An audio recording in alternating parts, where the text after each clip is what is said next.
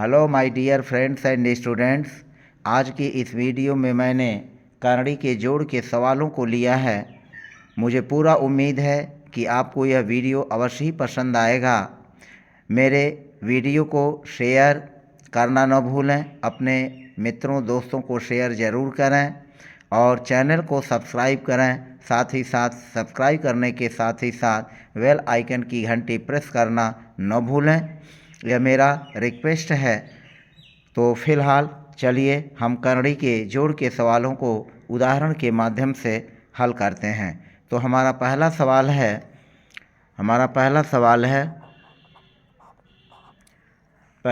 है करणी में 12 प्लस करणी में 48। हमने एक सवाल लिया है रूट 12 प्लस रूट 48। अब इस सवाल को जोड़ने के लिए, इस सवाल को हल करने के लिए हम पहले 12 और 48 के अभाज्य गुणनखंड करेंगे और अभाज्य गुणनखंड करके तब जो है हम इस सवाल को आगे हल करेंगे। तो फिलहाल 12 का जो अभाज्य गुणनखंड होगा पहले उसको देखते हैं। 12 का अभाज्य गुणनखंड हम कुछ इस तरह से ज्ञात कर लेते हैं। 12 यहाँ लिखेंगे और इसमें सबसे पहले 2 से भाग देंगे। तो आप जैसा कि जानते हैं 12 2 से डिवाइड हो जाएगा, तो 2 से 12 में भाग देने पर होगा 2 छक्के 12, 2 छक्का 12, 6 आ गया। फिर 6 2 से डिवाइड होता है, तो फिर 2 से हम 6 में भाग देंगे तो 2 तियाँ 6 हो जाएगा। और फिर जैसा कि जानते हैं 3 से 3 को डिवाइड करेंगे तो यह एक बार भाग चला जाएगा, यानी 3 से 3 डिवाइड होगा। तो 12 का जो हमारा अभाज्य गुणनखंड होगा वह 12 बराबर होगा 2 गुणा 2 गुणा 3, यानी 12 का अभाज्य गुणनखंड हो जाएगा 2 गुणा 2 गुणा 3। इसी तरह से हम 48 का भी अभाज्य गुणनखंड कर लेंगे। और जैसा कि आप जानते हैं जो 12 है यह 2 से कटेगा, तो 2 दूना 4 और 2 चौक 8। फिर 24 जो है यह भी 2 से कटेगा, 2 इक्यावन 2, 2 दूना 4, यानी 24 में 2 से हमने 2 से भाग दिया तो 12 हो गया। 12 फिर 2 से कटेगा, 2 से डिवाइड हो जाएगा तो 2 छक्के 12 हो जाएगा। फिर जैसा कि आप जानते हैं 6 भी 2 से डिवाइड हो जाएगा, तो यह हो जाएगा 2 तियाँ 6। और फिर जैसा कि आप जानते हैं 3 से डिवाइड हो जाएगा, तो यह हो जाएगा 3 इक्यावन 3। तो इस तरह से जो 48 का गुणनखंड होगा अभाज्य गुणनखंड वह हो जाएगा 2 गुणे 2 गुणे 2 गुणे 2 गुणा 3। तो यहाँ हम लिख लेंगे 2 गुणा 2 गुणा 2 गुणा 2 और गुणा 3।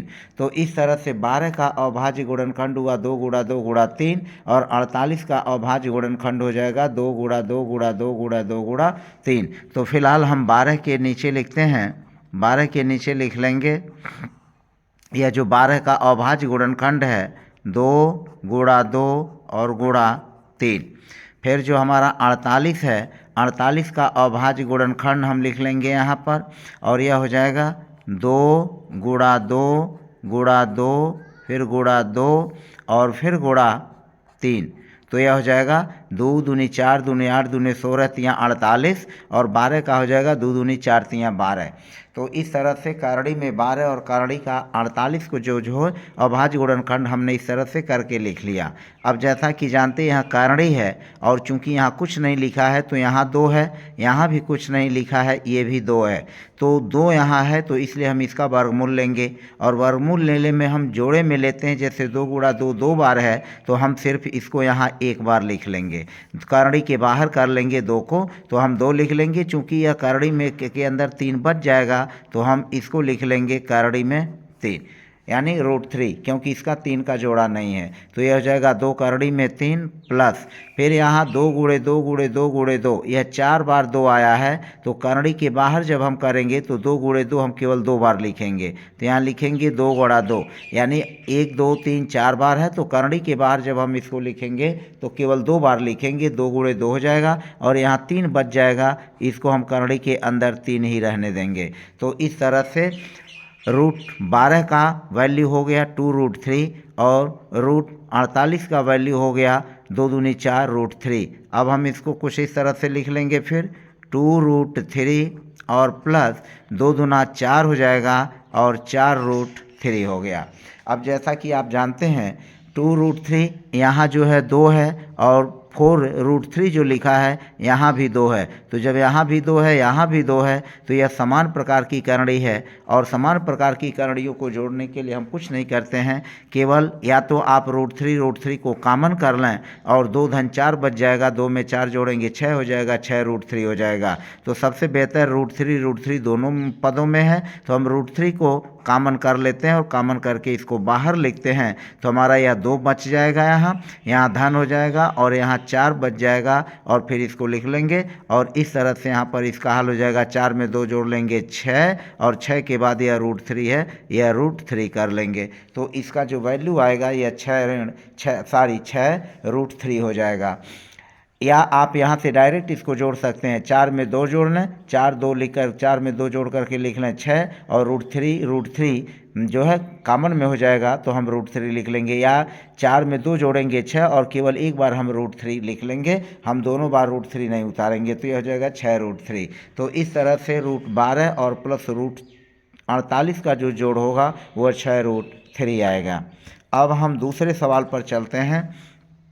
दूसरा सवाल यह हमारा है, दूसरा सवाल यह है करणी में 75, करणी में 75 और प्लस फिर है करणी में 12, यह हो जाएगा करणी में 12, करणी में 75 और फिर हो जाएगा करणी में 12। अब इस सवाल को लगाने के लिए भी हम क्या करेंगे, पहले 75 का अभाज्य गुणनखंड कर लेंगे और करणी में 12 का अभाज्य गुणनखंड कर लेंगे। तो जैसा कि आपने देखा यहाँ करणी में 12 का अभाज्य गुणनखंड 2 गुणा 2 गुणा 3 हो जाएगा। अब यहाँ हम 75 का अभाज्य गुणनखंड कर लेते हैं और 75 का जब अभाज्य गुणनखंड करेंगे तो जैसा कि आप जानते हैं यह चूंकि इकाई का अंक 5 है तो यह 5 से अवश्य ही डिवाइड होगा, तो हम 5 से ही भाग दे लेते हैं।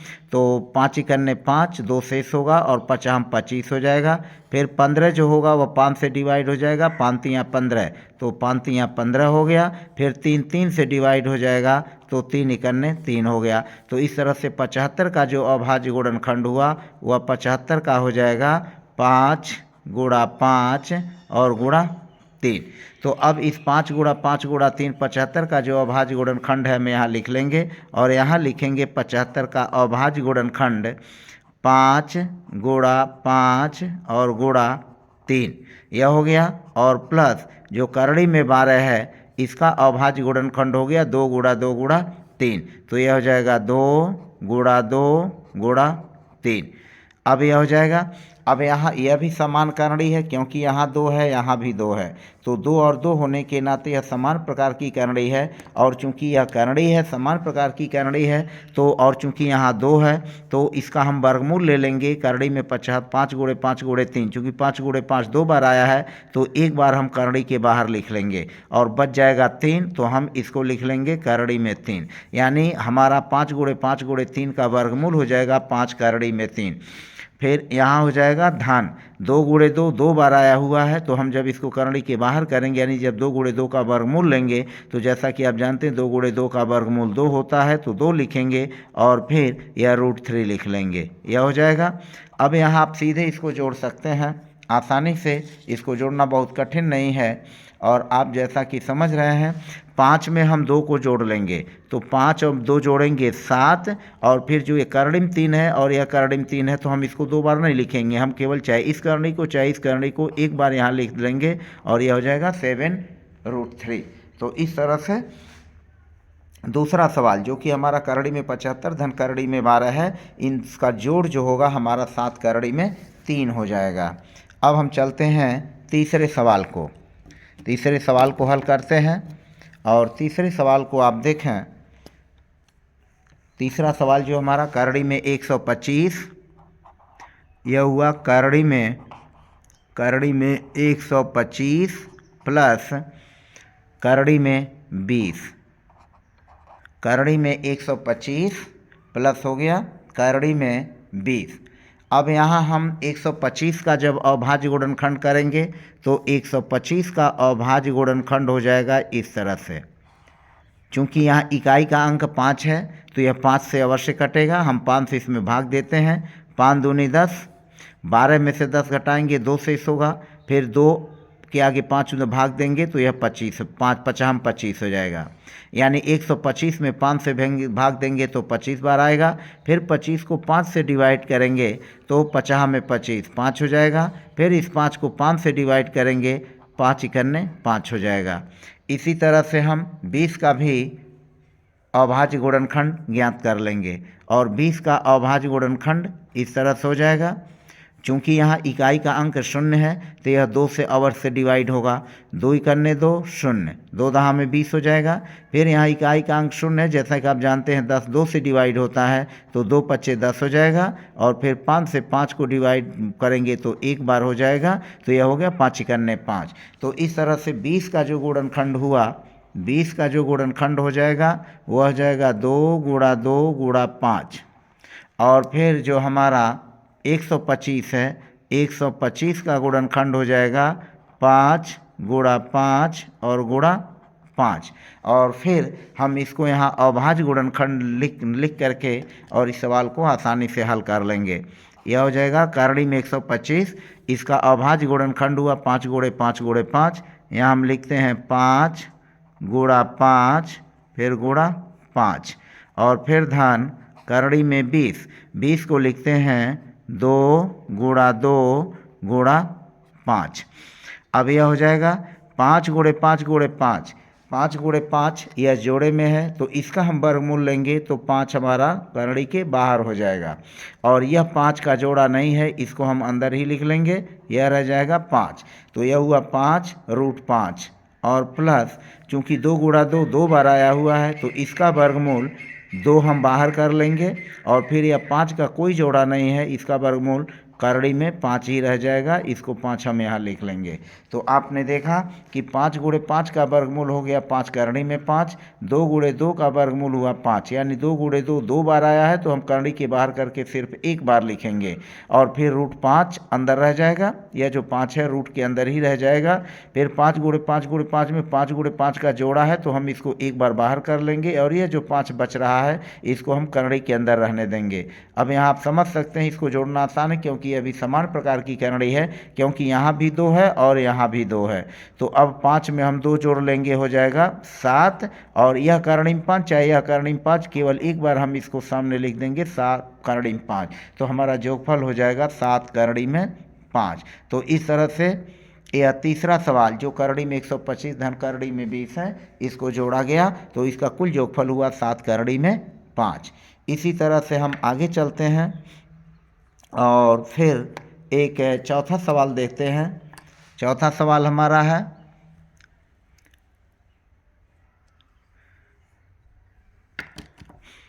चौथा सवाल यह है करणी में 288, करणी में 288 धन करणी में 72, करणी में 72, करणी में 288 धन करणी में 72।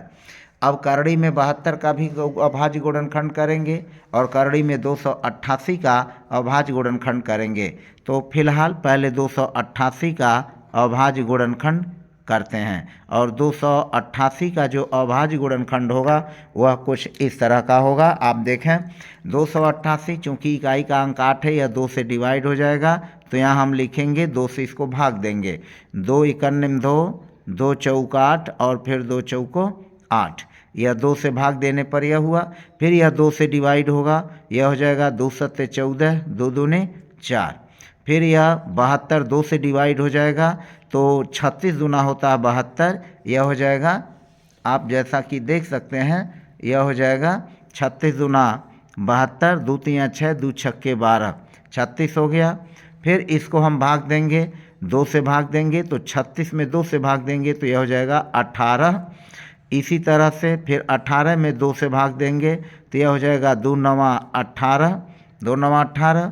फिर 9 चूँकि 3 से डिवाइड होता है तो 3 से भाग दे देंगे तो यह हो जाएगा 3 त्रिका 9 और 3 में 3 से डिवाइड होगा तो फिर 3 में 3 से भाग देंगे, 3 इकन्ने 3 हो जाएगा। तो इस तरह से 288 का अभाज्य गुणनखंड होगा 2 गुणा 2 गुणा 2 गुणा 2 गुणा 2 गुणा 3 गुणा 3। इसी तरह से हम 72 का अभाज्य गुणनखंड कर लेंगे। तो 72 का अभाज्य जब गुणनखंड करेंगे, चूँकि यहाँ 2 इकाई का अंक है तो यह 2 से डिवाइड होगा, यह हो जाएगा 36 दूना 72।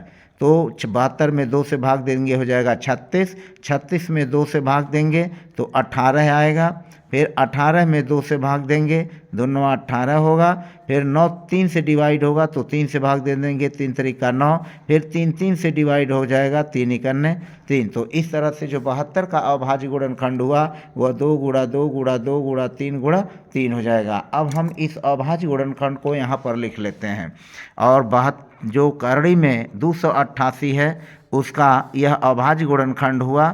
और जैसा कि आप देख रहे हैं 1 2 3 4 5, 5 बार 2 है तो 2 गुणा 2 गुणा 2 गुणा 2 गुणा 2, 5 बार हो गया। और फिर गुणा 3, 3 गुणे 3 2 बार है तो 3 गुणा 3, यह 288 का अभाज्य गुणनखंड हमने लिख लिया। फिर प्लस 72 है, यहाँ हम लिखते हैं प्लस 72, और 72 का जो अभाज्य गुणनखंड हुआ 2 गुणा 2 गुणा 2 गुणा 3 गुणा 3 हुआ, तो इसको भी लिख लेंगे 2 गुणा 2 गुणा 2 गुणा 3 और गुणा 3।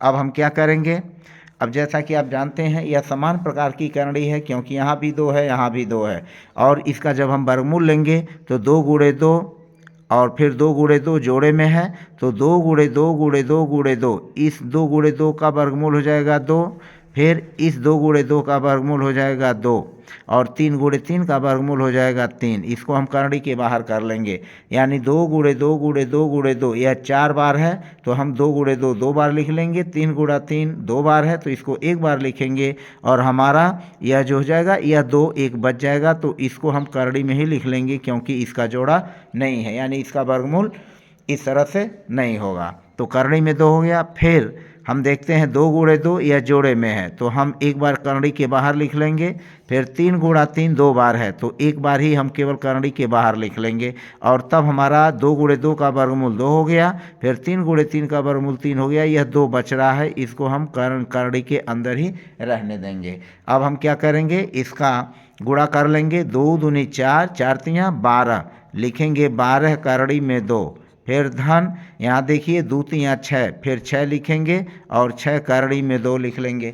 अब चूंकि यह भी समान प्रकार की करणी है तो समान प्रकार की करणी के नाते इसको जोड़ना बहुत ही आसान है। हम क्या करेंगे, 12 में 6 को जोड़ लेंगे, या करणी में 2 को बाहर कर लें, ऐसे लिखेंगे, करणी में 2 करणी में 2 दोनों बाहर कर लेंगे, यह 12 बच जाएगा, या फिर धन 6 बच जाएगा, और तब हम इसको लिख सकते हैं 12 6 18, और 18 के बाद यह करणी में 2 हो जाएगा। तो 18 करणी में 2 इसका यह गुण जो है हल हुआ। करणी में 288, करणी में 288 धन करणी में 72 को जब जोड़ेंगे तो इसका योगफल आएगा 18 करणी में 2। फिलहाल मैंने इस वीडियो में करणी के जोड़ जो समान प्रकार की करणी है उन समान प्रकार की करणी के जोड़ों को ही मैंने हल किया है। मेरा वीडियो आप धैर्यपूर्वक देख रहे हैं, इसके लिए आपको बहुत बहुत धन्यवाद। फिर हम अपने वीडियो में क्रमशः अभी आगे चल रहे हैं। चौथे सवाल के बाद हमारा 5वां सवाल है। 5वें सवाल में हम देखते हैं कि यह है, 5वां सवाल जो है हमारा कुछ इस तरह का है। 5वां सवाल आप 5वें सवाल को आसानी से लगा सकते हैं। यह 5वां सवाल है, 3 करणी में 7, हमने लिखा है 3 करणी में 7 धन 4 करणी में 7। अब जैसा कि आप देख रहे हैं करणी में 7 का गुणांक है 3 और करणी में इस 7 का गुणांक है 4। हम 3 और 4 को जोड़ लेंगे, चूँकि यह समान प्रकार की करणी है, क्योंकि यहाँ भी 2 है और यहाँ भी 2 है, तो यह समान प्रकार की करणी है। समान प्रकार की करणी होने के नाते हम सीधे इसको आसानी से जोड़ सकते हैं। और इसको जोड़ेंगे कैसे, क्या करेंगे, यह जैसा कि अभी मैंने ऊपर बताया करणी में 7 दोनों पदों में है, तो हम करणी में 7 को यहाँ लिख लेते हैं सुविधा के लिए।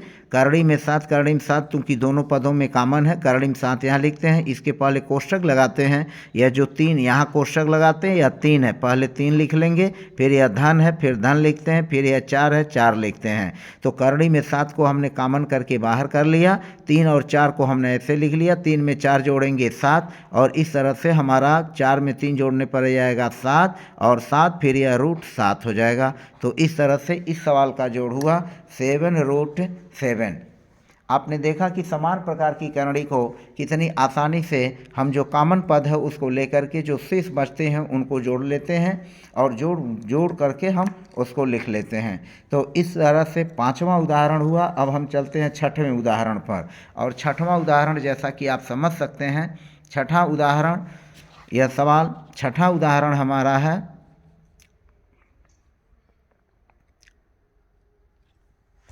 आप 6ठे उदाहरण को देखें। 6ठा उदाहरण कुछ इस तरह का है।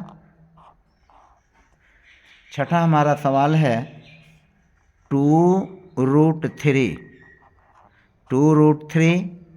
Plus 4√3 plus 5√2 plus 3√3 plus 7√2। यह हमने एक सवाल लिया, और इस सवाल को देखें, इसको भी आप आसानी से हल कर सकते हैं। यहाँ देखें, यह 2√3 प्लस 4√3 प्लस 3√3 ये तीनों समान प्रकार की करड़ी हैं। तो हम इसको एक जगह लिख लेते हैं जोड़ने की सुविधा के लिए, और एक जगह लिख करके जब हम लगाएंगे तो यह आसानी से सवाल जो है समझ में आएगा। 2√3 यहाँ लिखा हमने 2√3 प्लस यह हो गया 4√3, इसको हमने लिखा 4√3, और प्लस जो यह 3√3 है हम इसको यहाँ ले आके लिख लेते हैं 3√3, और इसको ऐसे कर लेते हैं कोष्ठक में। फिर हम देखते हैं कि 5√2 और 7√2 ये दोनों समान प्रकार की करणी हैं, इनको हम एक कोष्ठक में कर लेते हैं 5√2 और प्लस यह है 7√2, यह है 7√2। अब इसको क्या करेंगे, हम जोड़ लेंगे।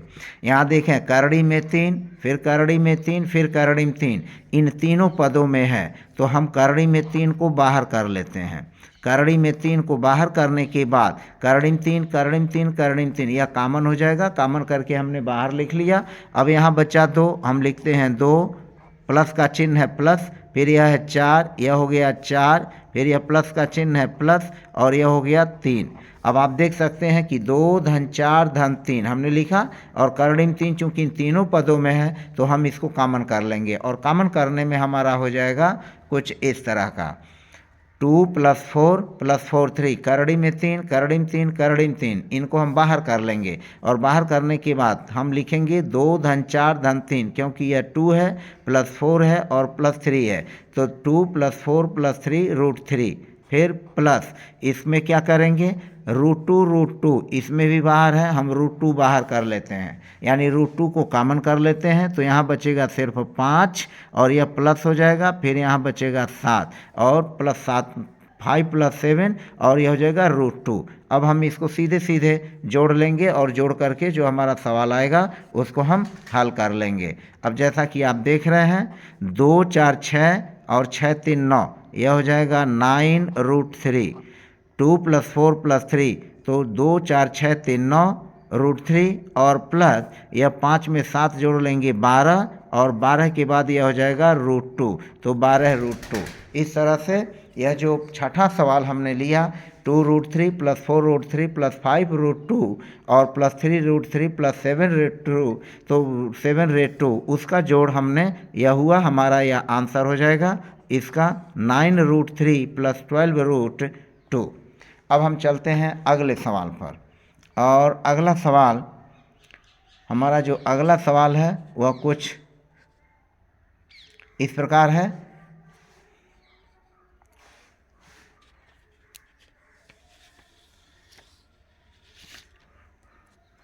यह हमारा छठा सवाल हो गया। छठे के बाद हम चलते हैं 7वें सवाल पर, और 7वां सवाल भी समान करणी का ही है।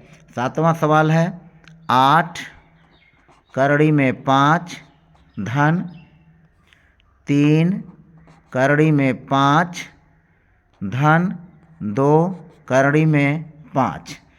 अब इसको जोड़ने के लिए हम क्या करेंगे, यहाँ भी देखें इस पद में भी करड़ी में 5 करड़ी में 5 करड़ी में 5 तीनों में कॉमन है। यह करड़ी में 5 हम बाहर कर लेंगे, करड़ी में 5 बाहर करेंगे तो हम पहले यह लिखेंगे केवल 8, फिर धन है धन, फिर इसको लिखेंगे 3, फिर यह धन है, फिर यहाँ हमने लिखा धन, फिर यह लिखा हमने 2। और चूंकि करड़ी में 5 करड़ी में 5 करड़ी में 5 तीनों पदों में है तो तीनों पदों में हम करड़ी में 5 को कॉमन कर लेंगे और कोष्ठक के बाहर लिख लेंगे करड़ी में 5। और करड़ी में 5 हमने लिख लिया, उसके बाद हम इसको क्या करेंगे, जोड़ लेंगे। 8 3 11, 11 में 2 जोड़ेंगे 13, और 13 फिर लिख लेंगे करड़ी में 5। जैसा कि मैंने पहले अभी कुछ देर पहले स्पष्ट किया था कि आप इस सवाल को अगर यह लाइन नहीं करना चाहते हैं तो आप सीधे सीधे भी इसको जोड़ करके लिख सकते हैं। 8 करड़ी में 5 धन 3 करड़ी में 5 धन 2 करड़ी में 5। अब हम क्या करेंगे, इसको सीधे जोड़ लेंगे। 8 3 11 2 13, हमने लिखा 13, और चूंकि करड़ी में 5 तीनों पदों में है तो हम केवल एक बार लिख लेंगे करड़ी में 5। तो हम सीधे भी इसको जोड़ सकते हैं और जोड़ करके लिख लेंगे, हमारा यही आंसर होगा। अब हम चलते हैं 8वें सवाल पर। 8वां सवाल देखिए क्या है। 8वां सवाल भी समान करड़ी का ही है और 8वां सवाल हमारा है 3 करड़ी में 10, 3 करड़ी में 10 धन 4 करड़ी में 10 धन 2 करड़ी में 10 धन 5 करड़ी में